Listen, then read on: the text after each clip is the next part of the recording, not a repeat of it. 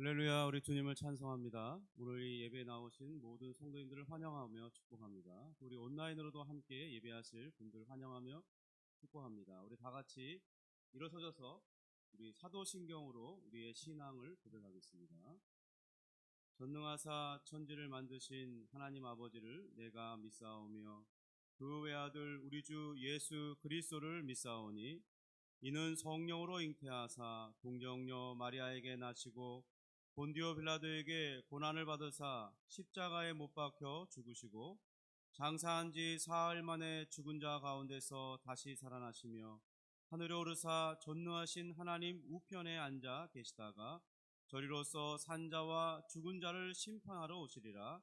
성령을 믿사오며 거룩한 공예와 성도가 서로 교통하는 것과 죄를 사하여 주시는 것과 몸이 다시 사는 것과 영원히 사는 것을 믿사옵나이다. 아멘. 우리 다 함께 찬양으로 하나님 앞에 영광 돌리며 나아가겠습니다.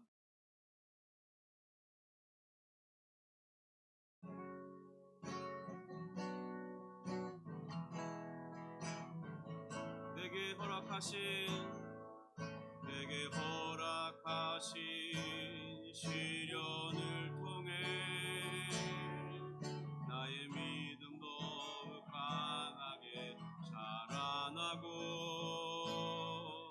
험한 산과 골짜기 지나는 동안 주께 더 가까이 나를 이끄시네. 내가 겪는 시험이 어렵고 힘겨워도 내 주님보다 크지 않네. 내 앞에 바다가 갈라지지 않으면 주가 나로 바다 위 걷게 하리. 나는 믿네. 주의 능력으로 내 삶 새롭게 되리. 나는 믿네. 주의 능력으로 담대히 나가리라. 주와 함께 싸워 승리하리라. 날마다 믿음으로 나 살아가리. 내게 허락하신 시련을 통해 나의 믿음 더욱 강하게 자라나고 험한 산과 골짜기 지나는 동안 주께 더 가까이 나를 이끄시네. 내가 겪는 시험이 어렵고 힘겨워도 내 주님보다 크지 않네. 내 앞에 바다가 갈라지지 않으면 주가 나로 바다 위 걷게 하리. 나는 믿네. 주의 능력으로 내 삶 새롭게 되리. 나는 믿네. 주의 능력으로 담대히 나가리라. 주와 함께 싸워 승리하리라. 날마다 믿음으로 나 살아가리. 주님이 주신 땅으로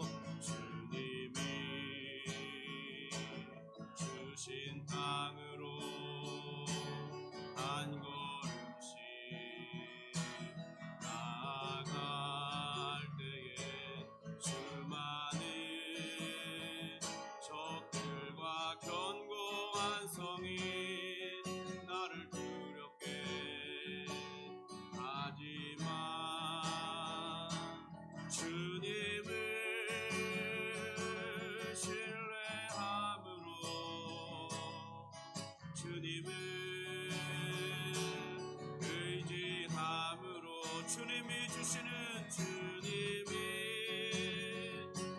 주시는 담대함으로 큰 소리 외치며 나아가는 이 산지를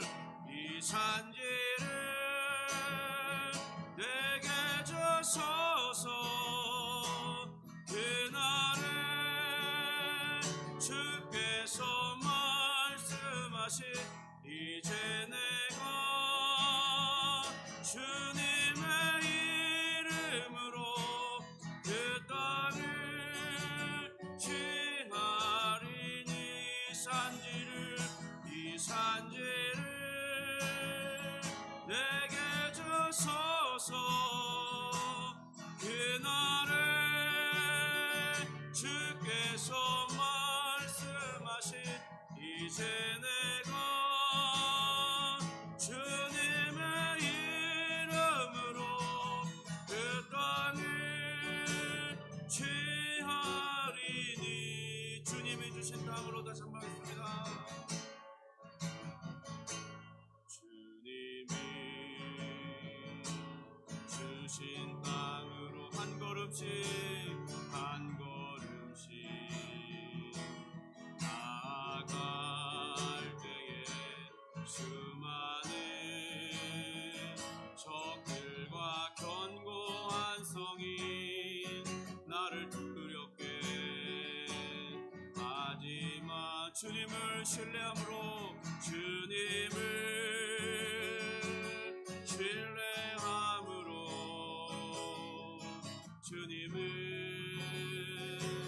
의지함으로 주님이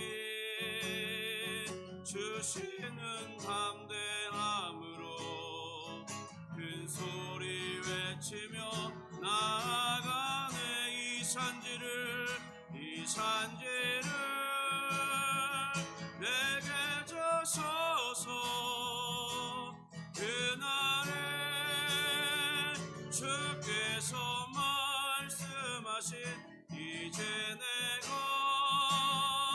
주님의 이름으로 그 땅을 취하리니 이 산지를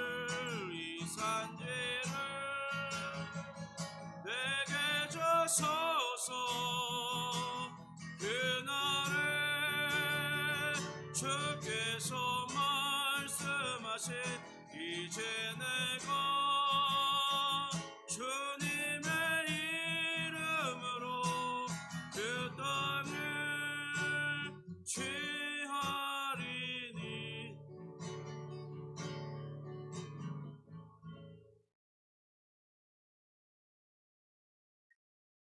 자리에 앉으셔서 우리 예배를 위해서 합심 기도하겠습니다.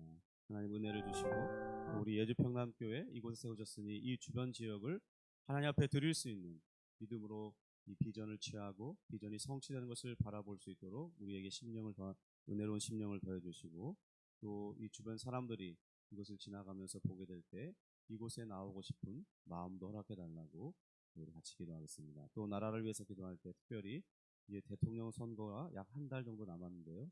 하나님 남은 기간 동안 정직하게 모두가 다 공의롭게 진실하게 자신들의 뜻을 펼칠 수 있도록 도와주시고 또 하나님 그런 공약 속에 우리 국민들이 기도하면서 선택을 잘 할 수 있도록 위해서 우리 기도하겠습니다. 같이 기도합니다. 하나님 아버지 감사합니다. 오늘 또다시 우리 5월 첫째 주일을 맞이하고 있습니다. 하나님 가정의 달을 기념할 수 있도록 도와주시고 특별히 하나님 우리 이 교회를 이곳에 세우셨는데 이곳에서 늘 주님을 예배할 수 있도록 운행해 보시니 감사합니다. 주님 이곳을 다른 곳으로 사용되지 않게 하시고 우리 주님을 예배할 수 있는 처소로 구별하셔서 하나님 앞에 드려지게 하시고 또 하나님 예배하는 그런 이 순간들을 허락해 주시니 감사합니다. 하나님 특별히 오늘 이 5월 첫째 주 하나님을 예배할 때 주여 우리 심령을 은혜롭게 하여 주시고 또 하나님 우리의 마음속에 본 모든 죄를 고백할 때 주께서 깨끗하고 정결하고 거룩하게 하셔서 마땅히 하나님께 드릴 만한 예배가 될 수 있도록 역사해 주옵소서. 하나님 아버지 기도하오니 이 나라를 불쌍히 여겨주시고 바른 방향으로 이끌어주시고 하나님 정치인들 중에 바른 뜻을 품은 이들이 선발되고 선택될 수 있도록 도우시며 국민들은 기도하는 가운데 하나님 정말 바른 투표를 행사해서 주여 이 어려운 시기를 이겨낼 수 있도록 하나님 역사해 주시고 은혜를 베풀어 주옵소서. 우리 예배하는 심령 가운데 은혜를 베풀어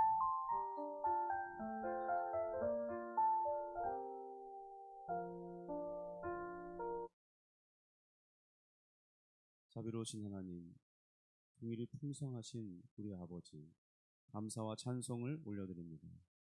우리 하나님께서 우리를 사랑하셔서 이 땅에 그리스도를 허락해 주시고 우리 주님께서 친히 또한 아버지의 뜻을 받들어 그 모든 뜻을 순종하시고 우리의 죄값을 대신하기 위해 십자가에 못 박혀 죽으시고 그가 약속하신 바대로 3일 만에 부활하셔서 하늘에 오르시고 또한 우리의 모든 일상적인 죄를 용서하기 위해서 날마다 그가 쉬지 않고 하늘 성소에서 자신의 피를 내밀며 그리스도의 그 보혈의 힘으로 의지하는 모든 백성들의 죄가 깨끗하여질 수 있도록 날마다 기도하여 주시는 우리 주님을 생각할 때 감사와 찬송을 올려드립니다. 하나님 또한 우리가 그리스도의 이름으로 기도할 모든 것들을 아버지께서 들으시고 응답해 주시니 감사합니다.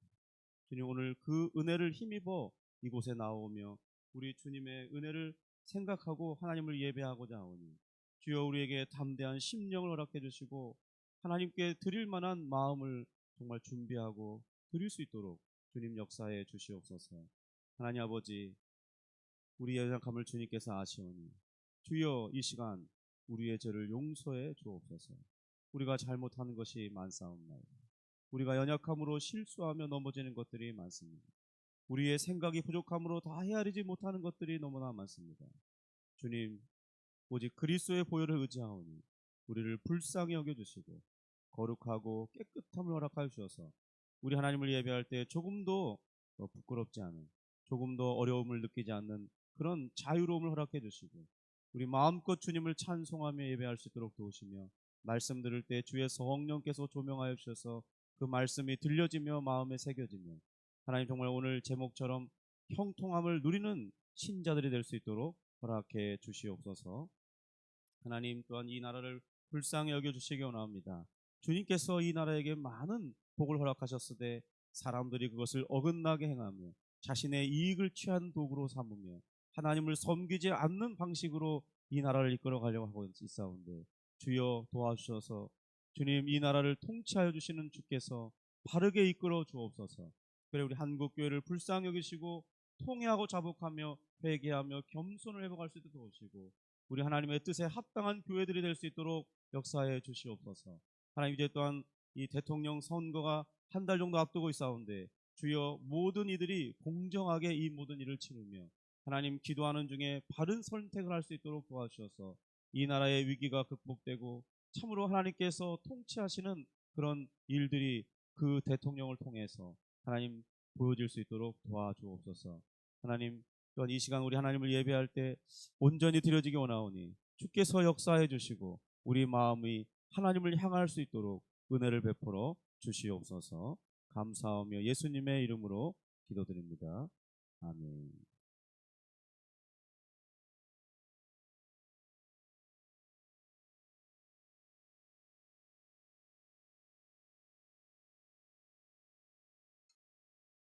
우리 찬송가 295장 큰 죄에 빠진 나를 찬양하겠습니다. 찬송가 295장입니다.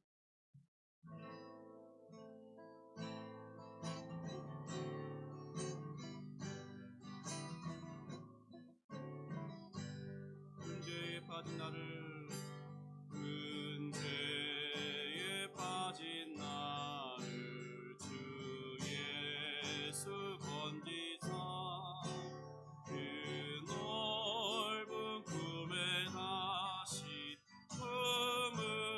품으시는 은혜는 저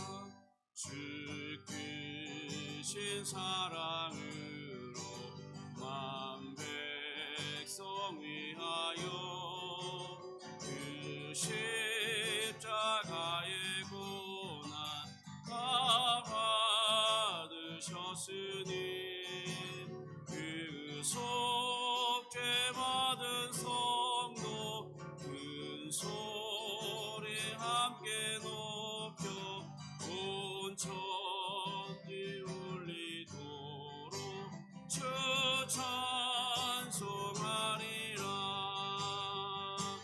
날로 더욱 귀하다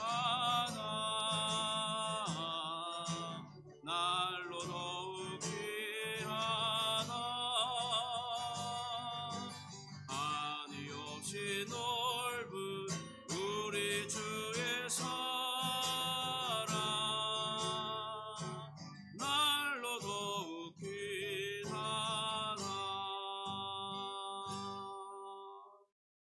아멘.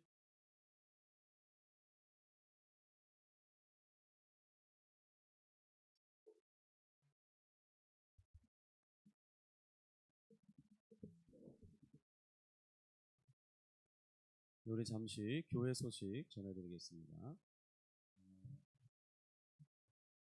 네. 우리 온라인으로 함께 하시는 모든 성도님들 환영하고 축복합니다. 비록 얼굴은 알지 못하지만 함께 하시는 분들 주님의 이름으로 축복하고 오늘 큰 은혜 받으시기를 바랍니다. 우리 예주 평남교회의 사명은 예수께로 인도하여 예수님을 따르도록 돕는다, 이런 사명 선언을 가지고 있습니다. 우리 같이 한번 5월 첫째 주가 됐기 때문에 같이 이렇게 한번 사명을 선언하기 원하는데요.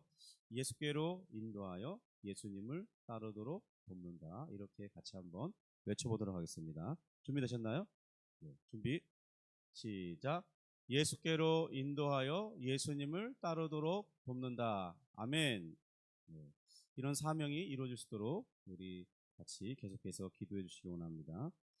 우리 첫 번째 광고는 우리 1대1 양육 멘토링 이 과정을 모집합니다. 우리 원래는 이것이 성도님들이 또 다른 성도님들을 양육하고 기초 신앙생활에 대해서 같이 나누면서 이끌어주는 과정인데, 저희는 이제 처음 시작하다 보니까 제가 먼저 우리 성도님들을 1대1 양육 멘토링을 진행하고자 합니다. 우리 5월 17일까지 고민해 보시고 신청해 주시기 바라고요. 5월 18일 날 오리엔테이션을 잠깐 가진 다음에 우리 5월 25일부터 12주간 시작하도록 하겠습니다. 기도해 보시고 신청해 주시면 감사하겠습니다. 우리 예주평남교회 지금 계속해서 주보를 조금씩 보완해 가고 있는데요. 네, 이제 디자인, 겉에 디자인도 시작하려고 하고 있고, 지금 조금씩 안에나 바깥의 내용을 만들어 가고 있습니다. 우리 5월 18일 정도쯤에는 완성된 주보가 시작될 수 있도록 위에서 기도해 주시면 감사하겠습니다. 네, 그리고 이제 주중에 제가 우리 모처교회인 예전 교회 담임 목사님을 만난 일이 있었는데, 우리 목사님께서 한가족 올림픽 대회를 하는데 우리 교회도 같이 함께 했으면 좋겠다, 이렇게 권면해 주셔서 그렇게 하기로 했습니다. 그래서 우리 다음 주일 점심 식사는 여기서 우리가 하고 바로 우리 고천중학교, 의왕에 있는 고천중학교로 가서 우리 같이 참여하기를 원합니다. 아마 대략적인 시간은 정확하게 제가 확인을 못했기 때문에 다시 한번 다음 주에 알려드리겠지만은 아마 1시 반부터 5시 사이가 되지 않을까 싶습니다.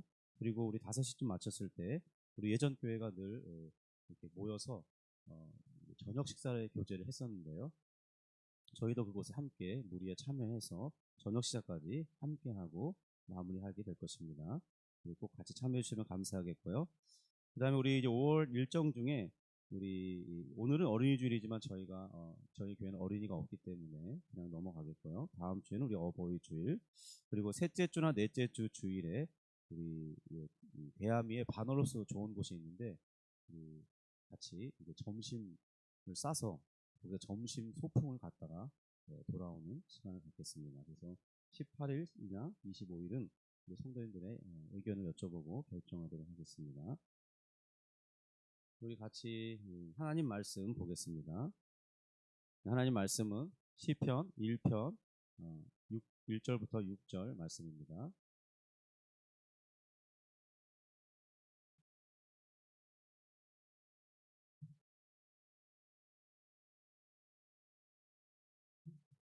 우리 구약성경 805면에 있습니다. 시편 1편 우리 1절부터 6절의 말씀을 합독하도록 하겠습니다. 1절입니다. 복 있는 사람은 악인들의 꾀를 따르지 아니하며 죄인들의 길에 서지 아니하며 오만한 자들의 자리에 앉지 아니하고 오직 여호와의 율법을 즐거워하여 그의 율법을 주야로 묵상하는도다. 그는 시냇가에 심은 나무가 철을 따라 열매를 맺으며 그 잎사귀가 마르지 아니함 같으니 그가 하는 모든 일이 다 형통하리로다. 악인들은 그렇지 아니하며 오직 바람에 나는 겨와 같도다. 그러므로 악인들은 심판을 견디지 못하며 죄인들이 의인들의 모임에 들지 못하리로다. 무릇 의인들의 길은 여호와께서 인정하시나 악인들의 길은 망하리로다. 아멘. 네, 저는 이 법 전문가는 아니고요. 예전에 중고등학교 다녔을 때 배울 때 우리 대한민국 헌법에는 행복 추구권을 보장한다 그런 내용을 배운 기억이 났습니다. 그래서 제가 한번 인터넷을 검색해 보니까 헌법 10조 1항에 보니까 모든 국민은 인간으로서 존엄과 가치를 가지며 행복을 추구할 권리를 가진다 이렇게 되어 있더라고요. 그리고 그 2항에는 국가는 개인이 가지는 불가침의 기본적인 인권을 확인하고 이를 보장한 의무를 진다 이렇게 되어 있는데요.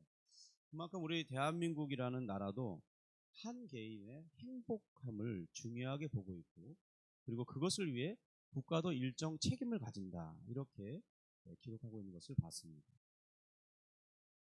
성도 여러분, 저는 개인적으로 이 나라의 혜택을 많이 보고 있는 이 사람으로서 대한민국의 정부 그리고 국회 그리고 사법부가 뒷짐지고 있는 게 아니라 많은 일을 해왔다는 것을 확인할 수 있습니다. 이것은 제 가정과 제 삶이 확인하고 있는 내용들입니다.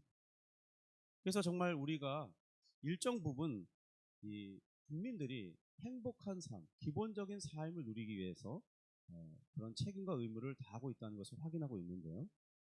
물론 우리 국민들인 각 개인마다 느끼는 것은 다 다르고 어떤 분들은 전혀 동의하지 못할 만큼 야 나라가 우리를 위해서 뭘 해주냐 그렇게 생각할 만큼 답답하게 느끼시는 분도 있으리라 생각합니다.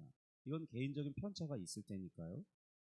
어쨌든 오늘 이 지난 주일에 이어서 시편 1편을 좀 더 살펴보면서 사람의 행복에 대해서 어떻게 하면 행복한 사람이 될 수 있을까? 어떻게 하면 행복한 삶을 살 수 있는지 그에 대해서 한번 살펴보고자 합니다. 사람이 행복을 추구하고 그리고 행복하기를 바라는 것은 어떤 인간 본성의 고유한 욕망인 것은 분명한 것 같습니다. 어느 나라도 어느 사람들도 다 행복하기를 원합니다. 심지어 하나님께서도 사람이 행복하기를 원하고 계시다는 사실을 알 수 있습니다. 그걸 어떻게 알 수 있냐면 그가 계시를 통해 주신 이 말씀의 내용을 읽어보면 그리고 우리에게 보여주신 그 하나님의 구원의 계획과 그것을 실현하시는 과정을 보아도 알 수가 있습니다. 우리를 구원하시는 이유가 무엇이겠습니까? 바로 우리 자신이 행복하기를 원하시기 때문이 아니겠어요? 우리를 사랑하심으로 말미암아 우리가 행복하기를 바라시는 거예요. 그런데 세상이 제시하는 행복과 성경이 제시하는 이 사람이 누릴 행복은 사뭇 좀 다른 내용을 다루고 있습니다. 오늘 본문을 통해서도 그것이 드러나고 있는데요.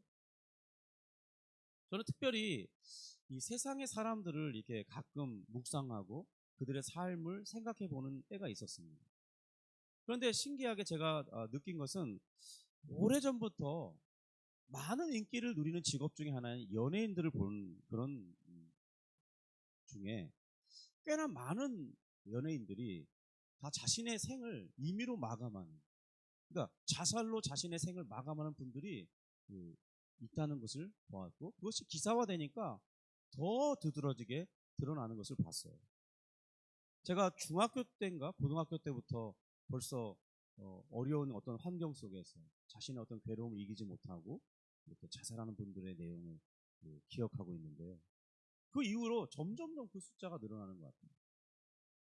근데 어쨌든 그런 현상을 보면서 정말 세상에서 가장 인기를 받는, 주목받는 사람 중에 하나인데, 그 사람이 정말 행복하게 살아야 많은 사람들이 자신도 행복을 추구해야 되겠다 이런 것을 느낄 텐데, 오히려 인기를 끄는 그 사람들이 행복하지 못하다라는 결론을 보여줌으로써 참 세상의 방식으로 추구하는 그 행복 추구는 결국 사람에게 진정한 행복을 주지 못하는구나, 그런 생각을 하게 됐습니다. 물론 세상은 저의 이 이야기를 부정할지 모릅니다. 그런데 그런 대표적인 그룹에서 자신의 생을 임의로 마감하는, 나는 불행합니다, 이렇게 고백하는 결론을 볼 때 세상의 방식으로 행복하기는 쉽지가 않다는 것을 보여준다는 것이죠. 그들이 보여주는 그 증거는, 그러니까 저의 생각과 판단이 맞다는 것을 강력하게 증명해주고 있는 것 같아요. 우리는 의외로 우리 자신이 가지고 있는 이 행복에 대한 기준이 막연한 것 같습니다.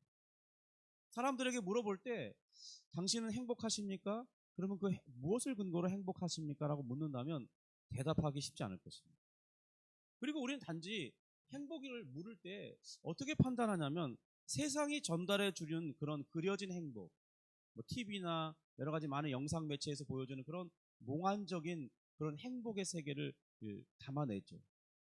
그러니까 내가 누려야 할 행복이 마치 그런 것을 누리면 내가 행복한 것이다, 이렇게 그냥 우리는 막연하게 생각하고 살아가지 않나 싶습니다. 만약 우리 자신들에게 무엇이 행복입니까? 라고 묻는다면 뭐라고 대답하시겠습니까? 당신이 생각하시는 행복이란 어떤 것입니까? 당신이 어떻게 하면 행복하게 될 것 같습니까? 이렇게 묻는다면 우리가 쉽게 대답해 볼 수 있을까요? 여러분의 마음속에 그려지는 이 행복에 대해 연상되는 것들은 어떤 것들입니까? 예를 들면 TV에서 보여주듯이 정말 우리 이 지구에는 멋진 자연환경들이 많잖아요. 그리스나 유럽 같은 데 가면, 혹은 동남아 같은 데 가면 정말 환상적인 곳들이 많은 것 같아요. 그런 곳에 가서 여행을 즐기는 것이 행복일까요?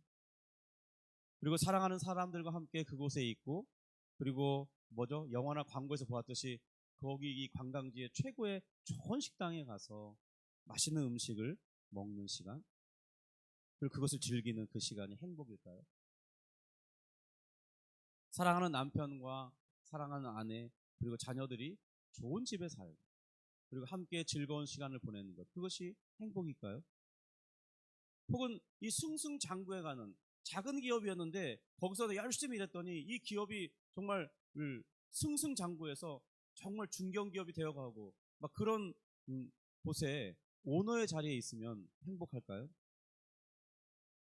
우리는 각자 이 다양한 그림을 그려볼 수 있을 것 같습니다. 어떤 분들은 더 화려한 것을, 어떤 분들은 그저 소소한 것들을 행복으로 그려볼 수 있을 것 같아요. 그러나 우리는 지난주에 살펴보았듯이 성경의 행복은 그런 것들과는 좀 사뭇 다른 것을 말하고 있다는 사실을 살펴봤었습니다. 제가 설명한 그 몇 가지 외에도 여러분 각자가 생각하는 그 행복함에 대한 그림은 다 다를 수 있을 텐데요. 그래도 그 범주는 뭐냐면, 이 다 다른 행복의 기준이 있지만 그 행복의 범주는 뭐냐면 한결같이 이 세상에 속한 것이라는 공통점을 가지고 있을 것입니다. 우리가 살면서 허락되는 그 행복들을 누리는 것들은 잘못이 아니죠. 우리는 그런 행복을 누리기 위해서 많은 노력을 하는 것도 사실입니다. 저도 예외는 아닙니다. 저도 제 자신의 행복을 누리기 위해서 여러 가지 노력하는 것들이 있습니다. 정말 저는 수고해서 노력해서 그런 행복을 누리기를 주님의 이름으로 축복합니다. 그것은 마땅히 우리가 이 땅을 살면서 누려도 괜찮은 행복의 조건들이죠. 그렇지만 저는 목사로서 우리 여러분들이 그 행복도 누려야겠지만 또 다른 행복에 대한 주인공들이 되기를 바라고 있습니다. 그것은 바로 성경이 제시하는 행복자로서 살아가는 것이고, 성경이 제시하는 그 형통을 누리는 자가 되기를 바라고 있는데, 정말 그런 삶을 살기를 주님의 이름으로 축복합니다. 지난주일 1절을 해석하면서 이렇게 제가 의역한 적이 있어요. 누군가의 도움을 입어 악을 피하고 누군가의 도움으로 죄의 길에 들어서지 않게 되고 누군가의 도움으로 오마의 자리에서 건진받는 사람이 있다면 그 사람은 행복한 사람입니다. 정말 그런 사람이 있다면 진정한 행복자입니다. 이렇게 의역을 해본 적이 있습니다. 세상에서도 말하는 이 행복은 아무나 누리는 것이 아니죠. 정말 모두가 누린다면 그 행복으로 생각할까요? 어떤 사람은 못 누리기 때문에 상대적으로 그것이 행복해 보일 수 있을 것입니다. 성경이 제시하는 행복도 마찬가지입니다. 이 성경이 제시하는 행복도 아무나 누리는 것이 아니라는 것을 우리는 기억할 필요가 있습니다. 그러나 이 행복으로 초청을 받은 이들이 의외로 많이 있는데요. 초청받은 자에 속하는 우리는 바로 그 행복을 누릴 권리를 가지고 있습니다. 우린 이미 예수님의 은혜로 초청받은 자기 때문에 그 마땅히 성경이 제시하는 행복을 누릴 권리를 가진 자들입니다. 그렇지만 우리 자신이 정말로 이 시편 1편이 말하는 행복자의 주인공인지는 좀 더 말씀을 살펴보면서 확인해 볼 수 있기를 바랍니다.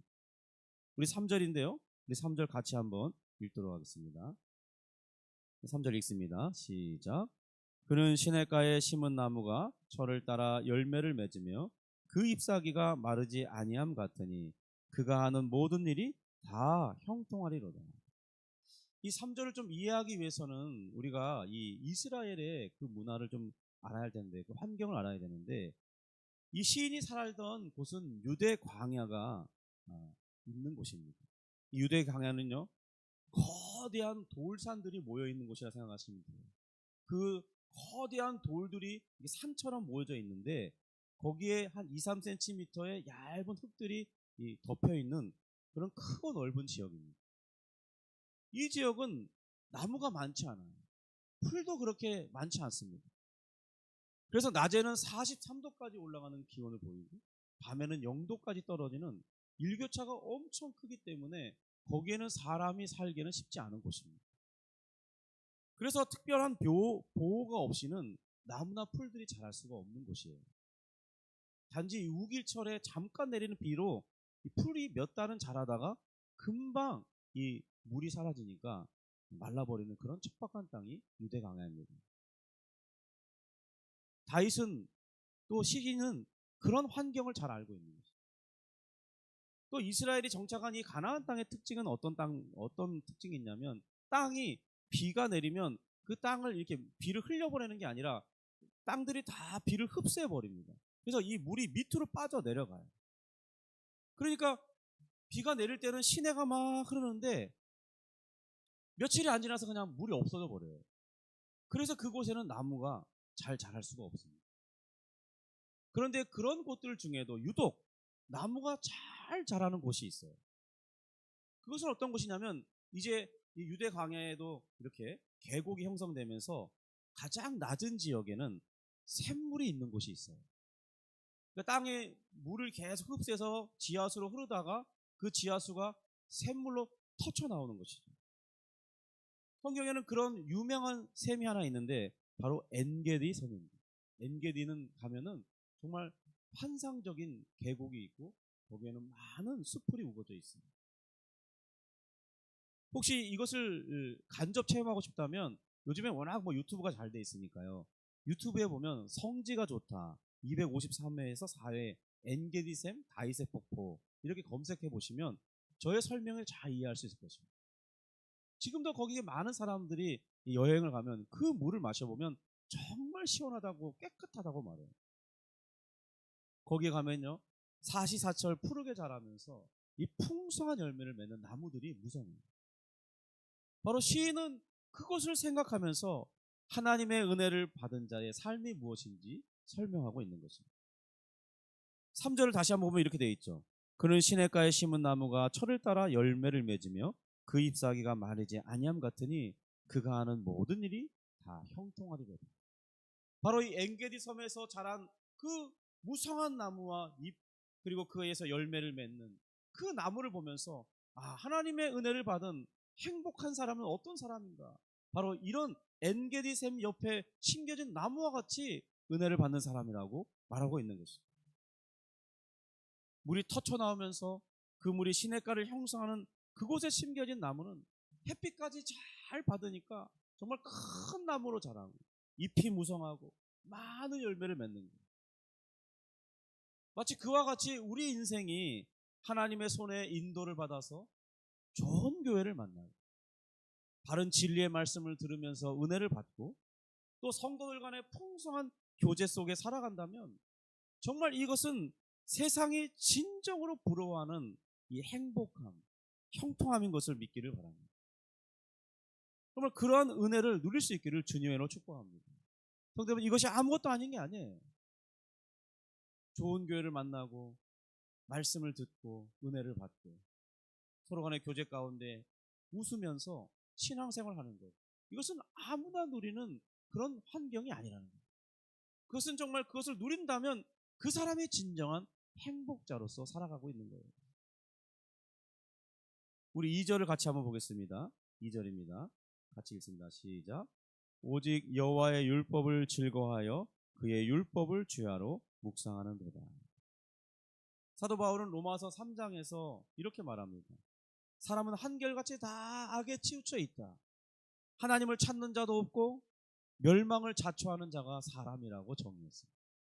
그런데 오늘 본문 2절에서는 어떻게 사람이 다 사도 바울은 로마서에서 그렇게 사람은 다 치우쳐 있고 죄의 빠른 발걸음을 가지고 있고 그 입구멍은 열린 무덤과 같고 그렇게 악한 자라고 설명하고 있는데 어떻게 여기 이 2절과 같은 그런 사람들이 있냐는 거예요. 어떤 사람들은 여호와의 율법을 즐거워하고 율법을 주야로 묵상하며 살아간다고 말씀하고 있는 것입니다. 어떻게 이 사람들은 이럴 수 있냐는 거예요. 심지어 구약의 선지서에는 율법을 받은 이스라엘이 그 율법을 직접 받은 사람들이 이스라엘 사람들이잖아요. 그런데 이스라엘조차 그 말씀을 정말 매기 싫은, 지기 싫은 멍에로 여겼다고 말씀하고 있어요. 말씀을 가장 직접적으로 받은 이스라엘조차 그것을 짐으로 여겼다면 과연 누가 이 여호와의 말씀을 묵상하면서 그것을 즐거움으로 삼을 수 있겠냐는 거예요. 그러니까 이것은 죄로 오염된 자연인의 본성으로서는 말씀을 즐거움으로 삼는 것은 불가능한 일이라는 거예요. 그런데요, 신기하게 어떤 사람들은 하나님의 말씀을 좋아하게 됩니다. 그것을 믿어지어요. 그리고 그 말씀을 가까이 하고 싶어하는 심령을 가지고 있어요. 바로 그런 것들이 하나님의 은혜를 받아서 그의 언약 백성이 된 확실한 증거 중에 하나가 되는 것이죠. 성도 여러분, 하나님의 말씀이 좋습니까? 하나님의 말씀을 읽는 게 행복합니까? 말씀 들을 때 깨달아지고 은혜가 됩니까? 여러분들이 바로 시편 2절에 그 행복함을 누리는 주인공이라는 사실이에요.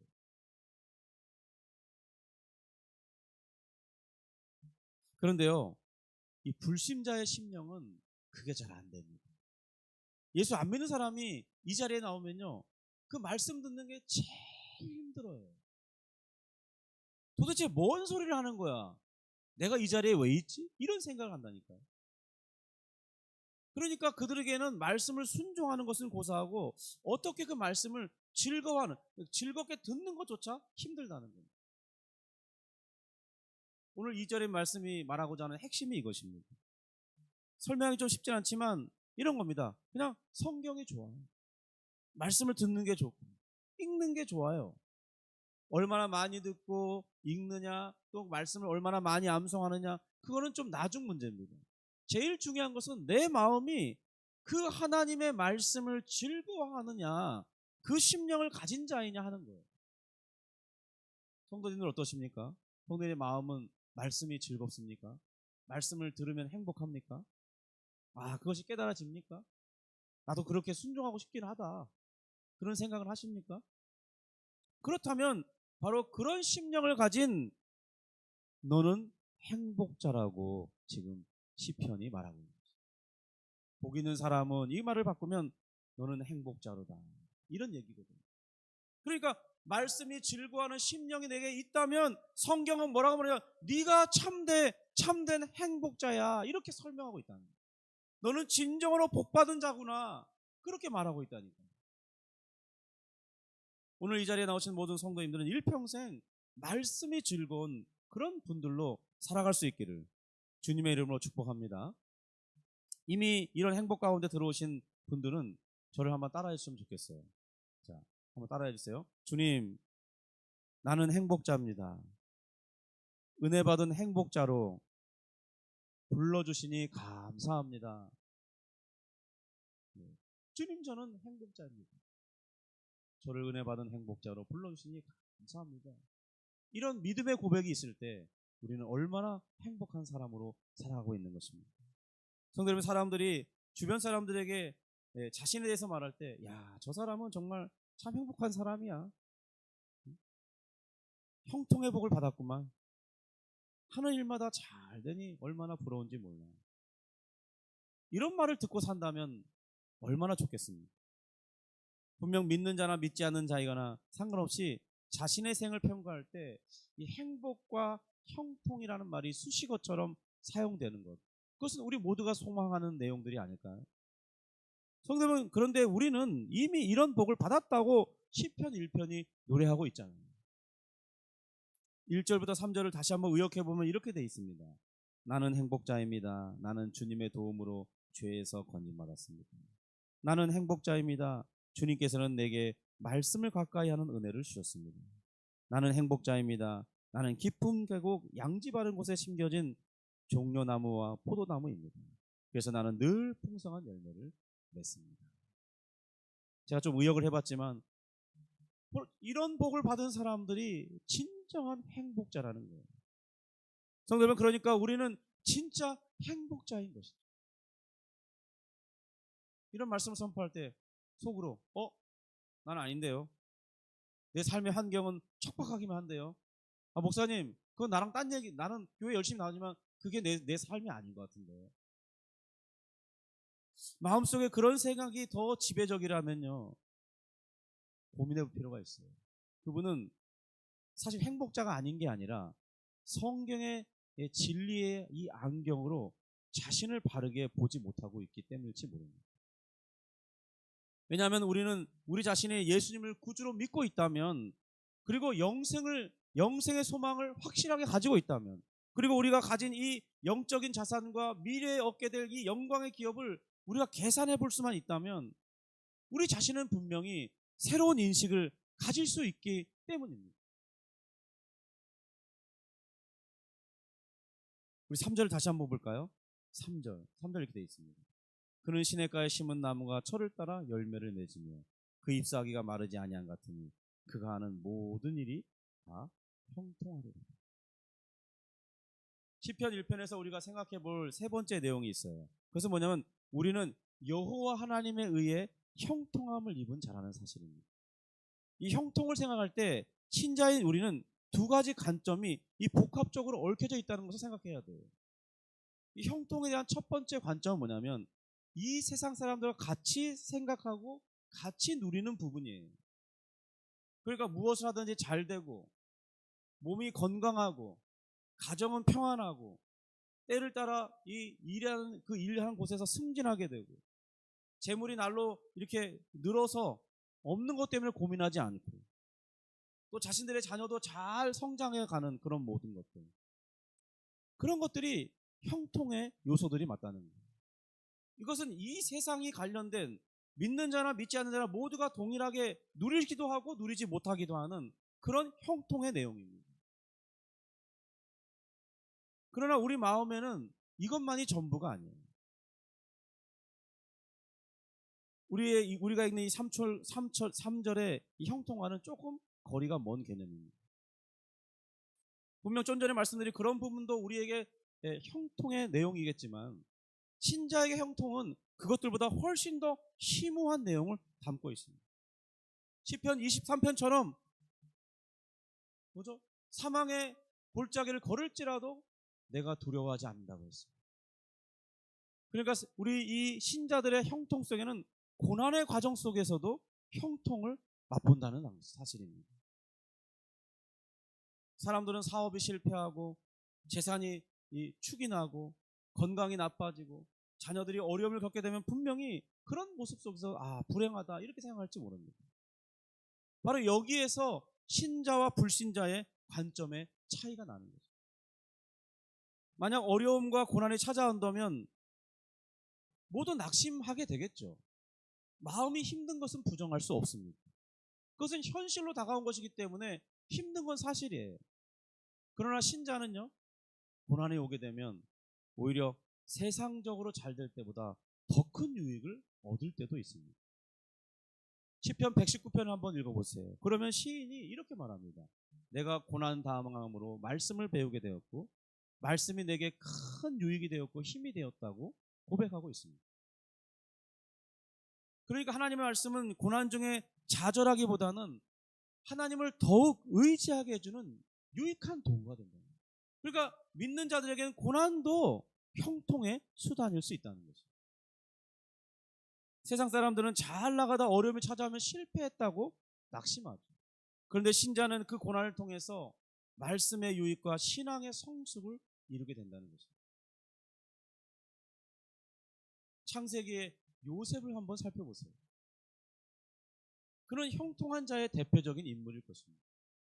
그런데 세상적 관점으로 그를 보면요, 그가 계속해서 나락으로 떨어지는 인생사를 경험했거든요.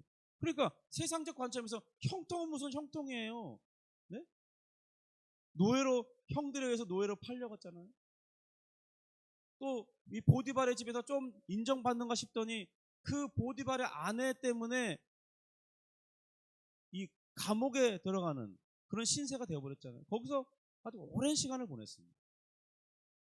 그러니까 그런 모습을 볼 때 무슨 형통이냐고요. 그죠? 마치 13년의 세월을, 그것도 가장 중요한 젊은 청년의 시기를 고난 가운데 보냈어요. 그런데 성경은 이것을 두고 형통이라고 말한다니까요. 왜 그러냐? 창세기 39장 2절과 23절의 그 형통의 이유를 보니까 여호와께서 요셉과 함께 하셨기 때문이다. 이렇게 기록하게 있습니다.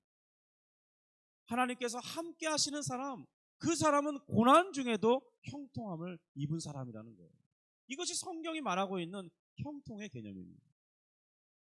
성도 여러분, 그런 점에서 한번 우리를 비교해 보세요.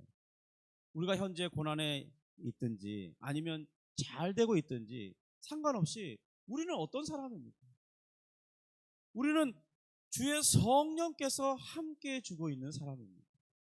우리가 예수님을 나의 구주로 받아들일 때, 그리고 하나님을 나의 아버지로 받아들일 때 우리는 우리 마음의 중심을, 우리는 하나님 마음의 중심을 차지하는 자들이 되는 거예요. 그리고 우리에게는 하나님께서 영생을 선물로 주십니다. 하나님의 나라도 우리의 것을 되게 해주십니다.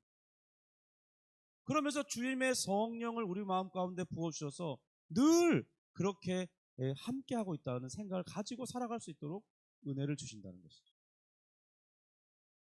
당장 내 눈에 안 보이고 내 손에 잡히는 것이 별로 없다고 해서 우리 자신을 불행하다고 생각할 필요는 없다는 것입니다. 사실 우리는 가장 좋은 것을 이미 가지고 있죠. 그런데 사람들이, 믿는 자들이 착각을 해요. 풍요의 의식을 가지지 못하고 이 빈자의 의식 속에 살아가는 사람이 의외로 많습니다. 그러니까 많은 것을 가지고 있는데 그것이 내 눈에 안 보이고 내 손에 안 잡힌다고 해서 없다고 생각하는 거예요. 그러니까 풍요하지 못하는 것이죠. 세상 사람들처럼 똑같이 많은 물질을 가지고 있어야만 행복하다고 생각하는 거예요. 물질이 조금 없으면, 궁색하면 불행하다고 생각하는 거예요. 정말 좋은 하나님이 함께 하시고 있는 그 은혜를 입었음에도 그것은 복으로 카운트하지 않는 거예요. 형통으로 카운트하지 않는 것이죠. 행복으로 삼지 않는 것입니다. 그래서 우리 신자들이 좋은 것들을 많이 받았음에도 세상 사람들보다 못 나가는 것을 볼 때 위축되고 자신은 불행하다고 생각하며 살아갑니다. 그리고 하나님을 원망하며 살아갑니다. 이것이 얼마나 안타까운 일입니다. 성도 여러분, 저는 정말 여러분들이 깨닫게 되기를 바랍니다. 우리는 이 하늘 왕의 자녀입니다. 영원한 왕의 자녀예요. 여러분, 오늘 이 시편을 다시 한번 묵상하면서 우리 자신에게 주어진 이 풍요가 무엇인지 알고, 내가 정말 하나님 앞에 행복한 자로 부름받았고 그 행복한 자로서 하나님이 나와 함께 하시는 형통을 내가 누리고 있다는 사실에 대해서 기뻐하고 감사할 수 있기를 주님의 이름으로 축복합니다. 기도하겠습니다. 하나님 아버지 감사합니다. 오늘 시편 1편을 통해서 우리가 가진 복이 무엇인지, 우리가 누리고 있는 형통이 무엇인지, 우리가 왜 행복자인지 잠시 살펴보았습니다. 하나님 정말 우리가 이 진리의 말씀 앞에서 다시 한번 묵상함으로 우리 마음의 즐거움을 회복하고 우리 마음의 감사를 회복할 수 있기를 원하오니 주님 역사하여 주시고 인도해 주시옵소서. 감사하며 예수님의 이름으로 기도합니다. 아멘.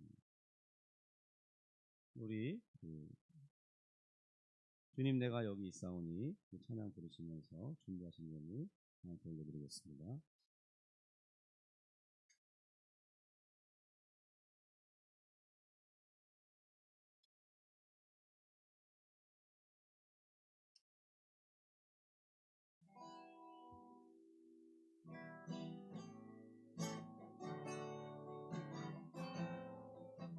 주님 내가 여기 있사오니 주님 내가 여기 있사오니 나를 보내소서.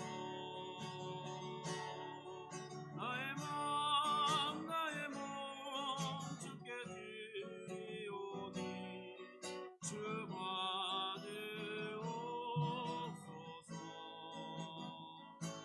주님 내가 여기 있사오니 나를 써주소서.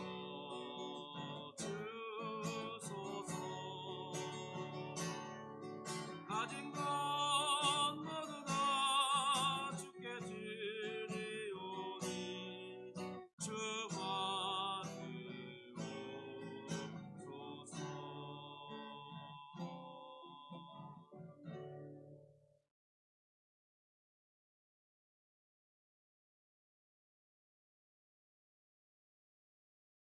우리 드려진 예물을 위해서 같이 다시 한번 기도하겠습니다. 하나님 아버지 감사합니다.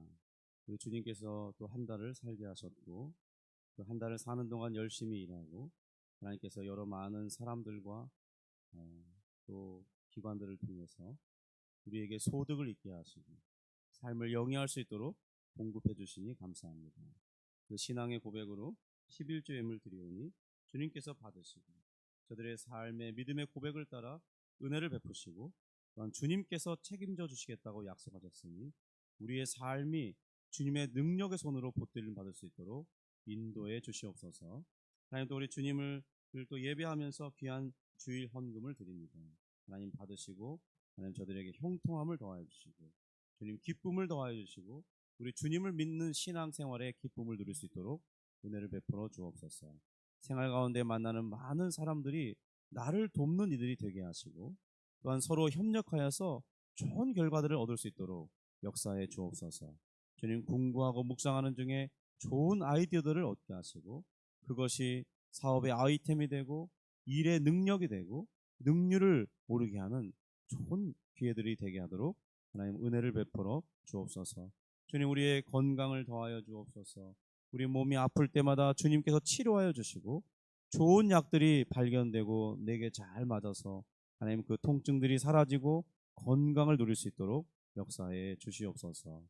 하나님 악한 영의 역사들을 막아주시고 우리가 죄에 굴복하지 않도록 하나님 죄를 탐닉하지 않도록 죄에 무너지지 않도록 우리 심령이 늘 주의 성령의 붙들림 받게 하여 주시고 주여 말씀에 사로잡힌 자들이 되게 하시고 말씀을 즐거워하는 자들이 될 수 있도록 역사해 주시옵소서. 감사하며 예수님의 이름으로 기도합니다. 아멘. 우리 다 같이 자리에서 일어나셔서 우리 하나님의 부르심 찬양하겠습니다.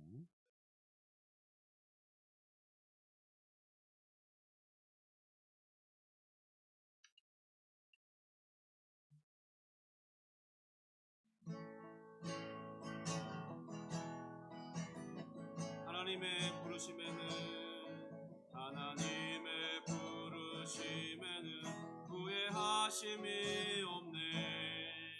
내가 이 자리에 선 것도 주의 부르심이라. 하나님의 부르심에는 결코 실수가 없네.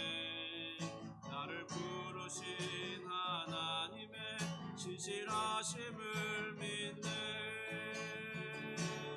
날 부르신 뜻 내 생각보다 크고 날 향한 괴에 나의 지혜로 측량 못하나 가장 좋은 길로 가장 완전한 길로 오늘도 날 이끄심 믿네.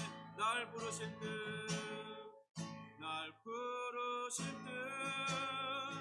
내 생각보다 크고 날 향한 괴에 나의 지혜로 측량 못하나 가장 좋은 길로 가장 완전한 길로 오늘도 날 이끄심이 신실하신 주를 찬양해. 신실하신 주를 찬양해.